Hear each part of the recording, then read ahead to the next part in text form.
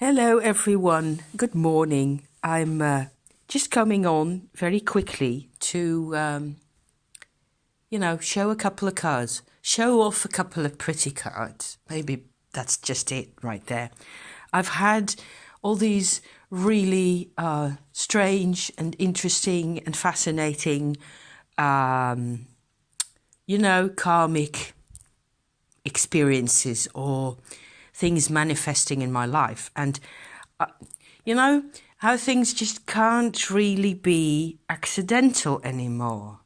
Like Lisa Supportive Tarot putting out the last of the Major's memoirs on her series about the world card, and me getting that same world card, not exactly on the same day, but it was my best card of the set. I think the cards that kind of struck me when I just got into my, one of the most fundamental realizations that in a past life I'd been, part of a traveler society rather, and that explains so much to me, and it's just such an important deal to me. I'm just completely flabbergasted here, and I don't know still what to do with it, and there's part of me that still goes like, yeah, and then what do I do with this, and so on, because I have a completely different life nowadays. And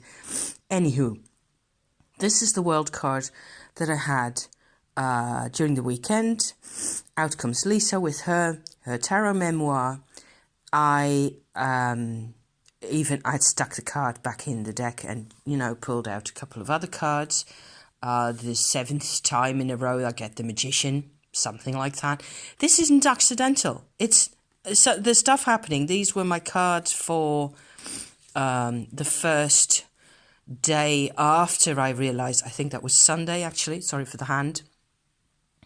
Magician, 3 of Swords, Knight of Pentacles, and that felt completely spot on. Like, it hurts. All of it. It's full of weird. I'm kind of wondering also whether I should talk a bit more at some point about how to distinguish emotions from karmic stuff, whether it's possible or whether even it really works the same for everybody. How am I supposed to tell? Until we get to the phase where more people really want to be involved in this type of thing. And I think you only get involved in this type of thing. It's not that we don't have past lives. Everybody's got past lives. But will it be necessary for everyone or for you to think about this even? I don't know. This is my personal, my personal tale. This is a Queen. No, it's not the Queen of Pentacles. I keep thinking that, but it's because the Queen is slightly like this one in attitude or something like that, but it's the Empress, this one. So she wasn't really pulled. She just fell out of the deck, okay? Well, that's steampunk, of course, that's steampunk. And having, the reason why I'm really, going to put this up there probably is that I was sort of struggling again between my historical deck, my Visconti Sforza that you see here, and I'm getting all these sort of different impressions these days. And the first card that came out of my Visconti Sforza, when I pulled the deck out of the bag, like this, the card that was on top of that was the World card again. So that's rather a distance away from where she's got to from this. Even though they're still dancing figures, it's a different approach, isn't it? So I was sitting there hugging the deck for like 2 minutes because there's the World card again.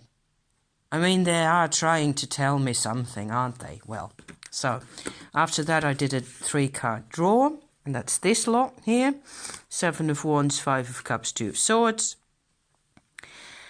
And I sort of, my mind, my Western European Calvinistic educated, university trained, what you call it, intellectual self, to the extent that that's really a self and not just a collection of habits and type of stuff, is more comfortable looking at these. And the other part, there's plural really, because I don't know how many past lives there are. There's several, obviously. They're more comfortable with this. And it's like there's meaning, there's significance other than this. It's like there's stuff has woken up. It's like the dragon waking up. In The Hobbit. All these little sounds of tinkles all around where the coins are being shifted and the treasure is being moved from underneath, and because there's a different type of brain waking up. I'm going to freak you out. Yeah. So I kind of felt like there's a sort of a level. I'm going to be very, very intellectual about this and just be predictable and rational and safe, There's a level of meaning in these cards which will probably have something more to do with numerology.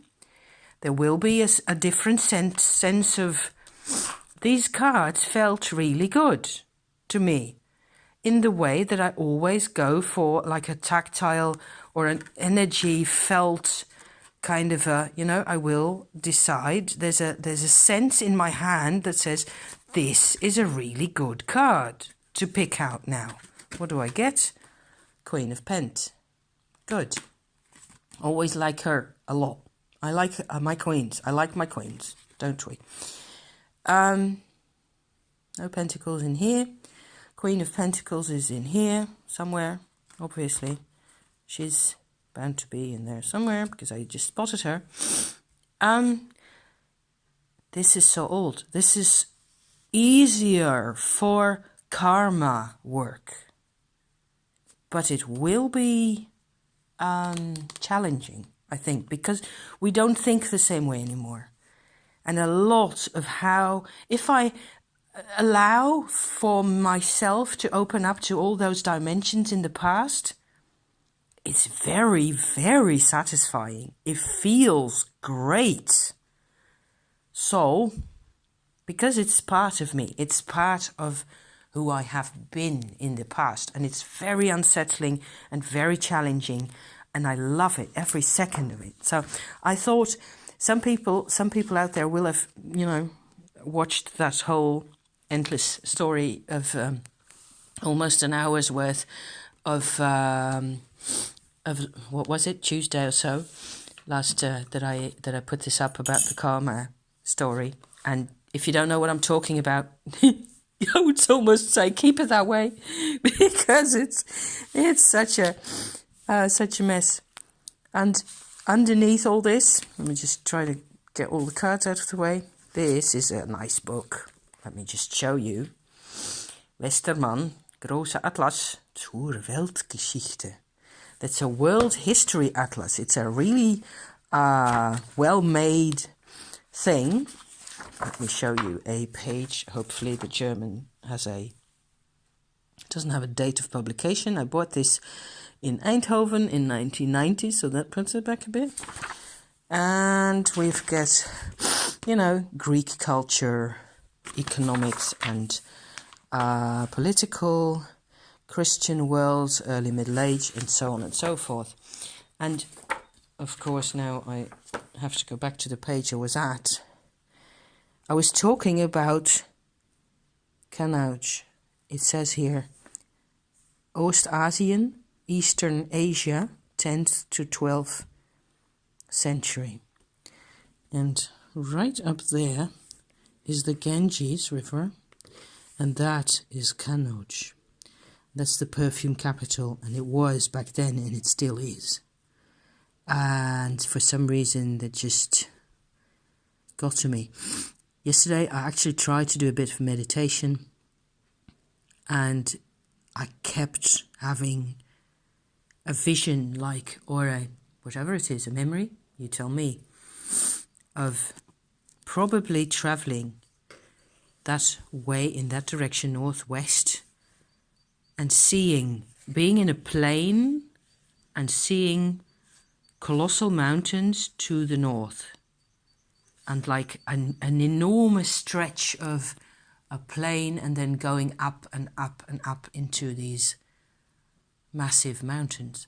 So it may have been Afghanistan or some such place, because that's over yonder. These are really cool maps. And from moving on from there, you would get over here, because that's how this is.